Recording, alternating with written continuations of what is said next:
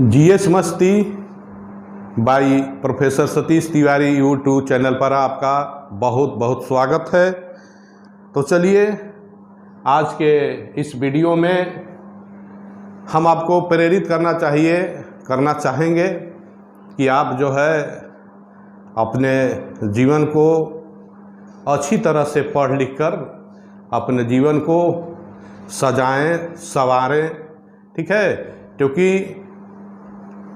एक पत्थर को तलाश कर बहुत अच्छा मूर्ति बनाया जा सकता है, इसलिए आप अपने जीवन को तलाशें और उस मूर्ति के भांति अपना जो है जीवन को सुधारें। तो चलिए पढ़ लिख कर इसको हम जीएस मस्ती में कैसे करेंगे, तो चलिए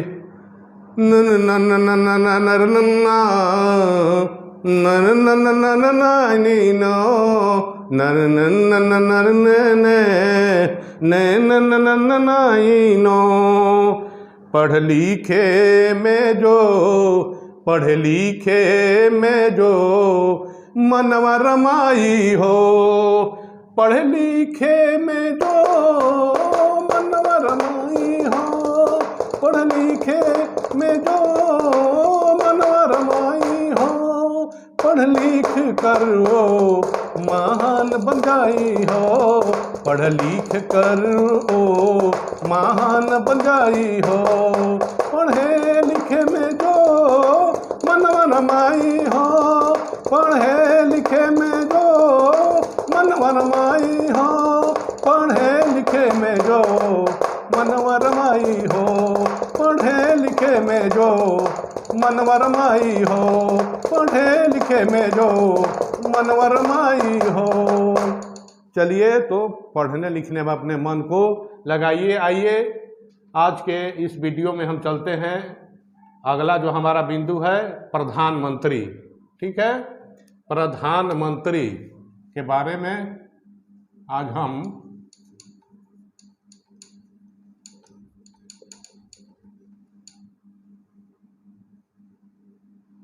प्रधानमंत्री के बाद हम अध्ययन करेंगे। तो सबसे पहले प्रधानमंत्री जो होते हैं इनको जो क्या कहा जाएगा, ये मंत्रिपरिषद की नींव की कड़ी, ठीक है। मंत्रिपरिषद की नींव की जो है आधारशिला होते हैं प्रधानमंत्री, या आप कह सकते हैं कैबिनेट रूपी मेहराब की आधारशिला।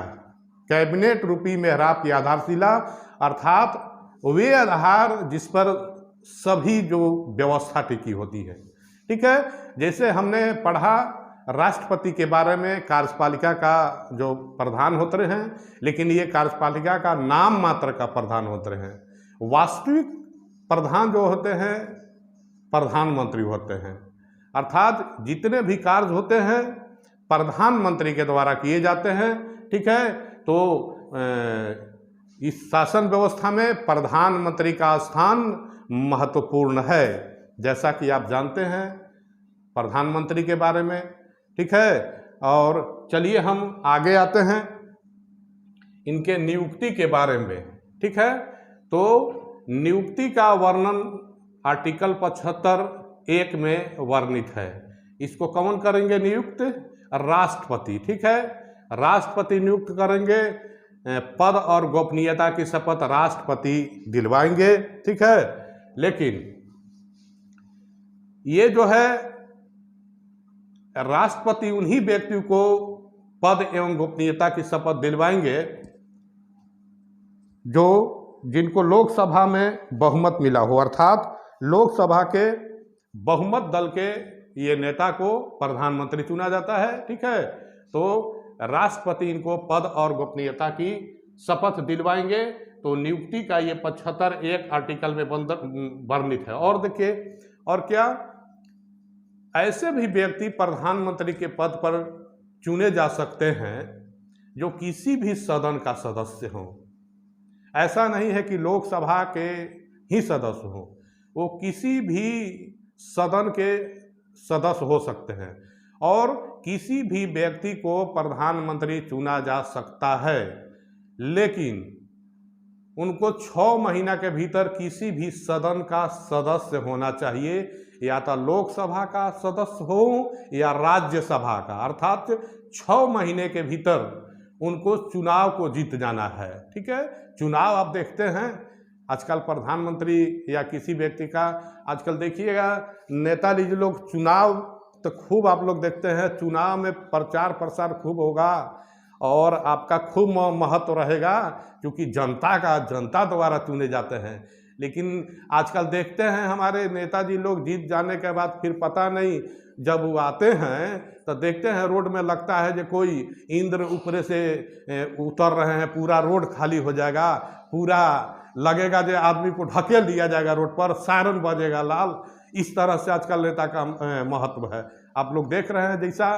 तो ये नेताजी लोगों का जो है तो कैसे होगा, किसी भी सदन का सदस्य उनको 6 महीना के भीतर चुनाव जीत जाना है। ठीक है, जैसे 3 हमारे जैसे जो है प्रधानमंत्री हुए, ठीक है, जो राज्यसभा से चुन के इंदिरा गांधी जो है आयरन लेडी जिसको कहा जाता है 1966 में, देवेगौड़ा जी जो 1996 में, और 2004 और 2009 में मनमोहन सिंह जी। ठीक है, ये सभी राज्यसभा से ही चुने गए। इनको पहले प्रधानमंत्री नियुक्त कर लिया जाता है, इसके बाद आपको कहीं 6 महीना से भीतर किसी भी सदन से आपको चुनाव जीतकर सदस्यता लेना है। तो ये 3 ऐसे प्रधानमंत्री हैं जो राज्यसभा से जीत कर आए और फिर अपने प्रधानमंत्री पद पर बने रहे। इसके आगे आता है राष्ट्रपति नियुक्ति में विवेकीय शक्ति का भी प्रयोग करेंगे, अर्थात राष्ट्रपति अपने विवेक का प्रयोग प्रधानमंत्री की नियुक्ति में कब करेंगे। तो ऐसी स्थिति आता है जैसे जब किसी भी दल को स्पष्ट बहुमत न मिले, कोई दल को बहुमत न मिले तो इस स्थिति में जो है राष्ट्रपति अपने विवेक का प्रयोग करेंगे, या लगे लोकसभा किसी कारणवश विघटन हो गया हो, उस स्थिति में अपना विवेक का प्रयोग कर सकते हैं। ठीक है, बीच में अगर सरकार अविश्वास प्रस्ताव आ जाए, ठीक है, लोकसभा में अविश्वास प्रस्ताव आ जाए, सरकार अल्पमत में हो, तो इस स्थिति में भी राष्ट्रपति अपने विवेक का प्रयोग कर सकते हैं। तो इन सारी परिस्थितियों में जो है राष्ट्रपति अपने विवेकीय शक्ति का प्रयोग करते हैं। अब हम आगे आते हैं पदावधि, ये 75(2) में वर्णित है। ठीक है, सैद्धांतिक रूप से राष्ट्रपति के प्रसाद पर्यंत तक, सैद्धांतिक रूप से राष्ट्रपति के प्रसाद पर्यंत तक, अर्थात राष्ट्रपति जब तक चाहेंगे तब तक प्रधानमंत्री रह सकते हैं, लेकिन ऐसा नहीं है। ये सैद्धांतिक रूप में है। व्यवहारिक रूप में राष्ट्रपति अगर लोकसभा में किसी को बहुमत प्राप्त हो तो राष्ट्रपति कुछ नहीं कर सकते हैं, ऐसे पदों से नहीं हटा सकते हैं। तो ये सैद्धांतिक रूप है, और व्यवहारिक रूप में ऐसा कुछ नहीं होता है।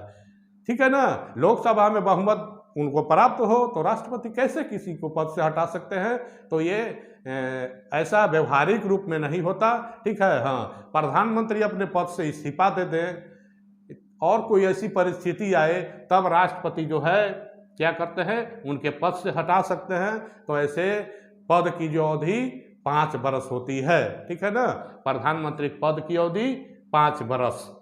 अब आगे आते हैं हम अधिकार एवं कार्यों के बारे में। ठीक है, प्रधानमंत्री का अधिकार एवं कार्य है, तो आप जैसा जानते हैं प्रधानमंत्री जो है देश के प्रधानमंत्री होते हैं, तो उनके सारे कार्य जो है मंत्री परिषद का वो नेता होते हैं। ठीक है, वो कैप्टन होते हैं। ठीक है, तो सारा कार्य जो है उन्हीं के नाम से, उन्हीं द्वारा किया जाता है। उनको बहुत से सारे अधिकार एवं कार्य हैं। जैसे इन अधिकार एवं कार्य के अंतर्गत हम देखते हैं, पहला जो है मंत्री परिषद का गठन। ठीक है, मंत्री परिषद का गठन करेंगे, अर्थात मंत्रियों के समूह जो तीनों स्तर के मंत्री होते हैं उनका जो है गठन प्रधानमंत्री द्वारा दिया जाएगा, और उनका जो सूची है वो राष्ट्रपति को दिया जाएगा, जिनको पद और गोपनीयता क्या शपथ वो मंत्री परिषद के सदस्य लेंगे। तो ये मंत्री परिषद का गठन करते हैं। इसके बाद विभागों का बंटवारा, अर्थात कौन से विभाग किसको दिया जाएगा, ठीक है, सारे विभागों का बंटवारा प्रधानमंत्री अपने विवेक से, ठीक है, करते हैं। किसको कौन विभाग दिया जाए, इन मंत्रियों के विभागों को अलग अलग बांटते हैं, ठीक है, और ये सारा जो है जिम्मेवारी प्रधानमंत्री को होता है।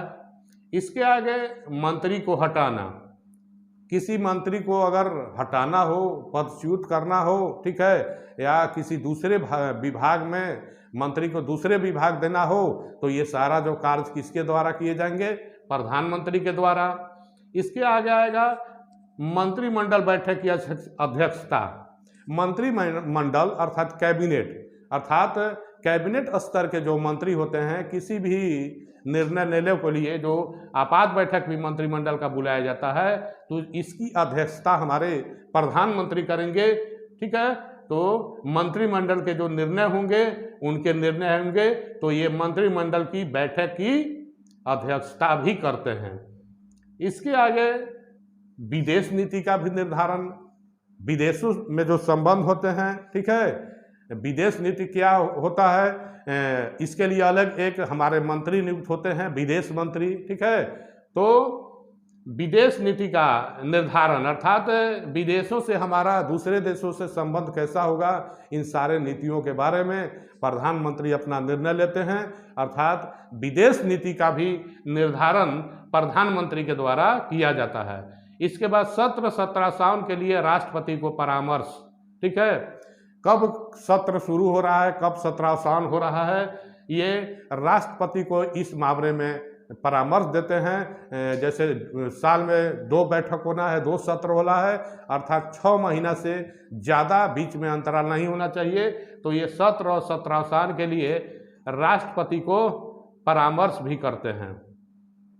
इसके अलावा पीएम को अन्य कार्यों में ये नीति आयोग, पहले योजना आयोग कहा जाता था, ठीक है, योजना आयोग जो 5 प्लान होता है जो विकास का, ठीक है, उसको योजना आयोग पहले कहा जाता था, अब नीति आयोग कहा जाता है।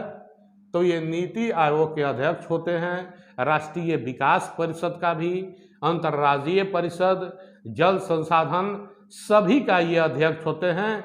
ये सभी परिषद, ये सभी आयोग का जो है अध्यक्ष प्रधानमंत्री होते हैं।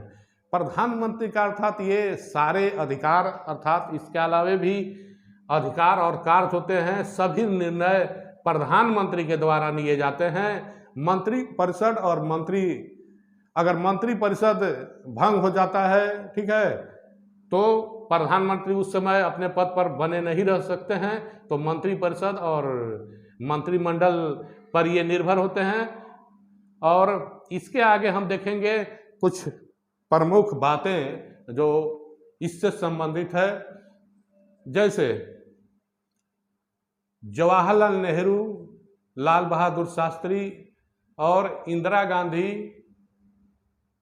ये 3 ऐसे प्रधानमंत्री हुए जिनका मृत्यु पदावधि के दौरान, अर्थात पद पर बने रहने के दौरान, ये पद पर बने रहने के दौरान इनकी मृत्यु हुई। ये 3 ऐसे प्रधानमंत्री हैं। आगे है चौधरी चरण सिंह। ये ऐसे प्रधानमंत्री हैं जो संसद का सामना नहीं किए, अर्थात संसद का सामना इनको नहीं करना पड़ा। ये ऐसे प्रधानमंत्री चौधरी चरण सिंह हैं। अगला है पीएम, प्रधानमंत्री पद से त्याग पत्र देने वाले प्रथम जो है प्रधानमंत्री मोरारजी देसाई हैं। इनको प्रधानमंत्री पद से त्याग पत्र देना था और ये सबसे अधिक उम्र में भी प्रधानमंत्री पद पर नियुक्त हुए, मोरारजी देसाई। अगला है सबसे कम उम्र में प्रधानमंत्री हमारे राजीव गांधी बने। सबसे कम उम्र में प्रधानमंत्री बनने वाले हमारे राजीव गांधी हुए, ठीक है। अगला है सबसे कम दिन प्रधानमंत्री कौन रहे, तो वाजपेयी जी, अटल बिहारी वाजपेयी, जिनको त्याग पत्र देना था अपने पद से बहुमत सिद्ध नहीं करने के कारण। तो सबसे कम दिन 13 दिन तक वाजपेयी प्रधानमंत्री रहे।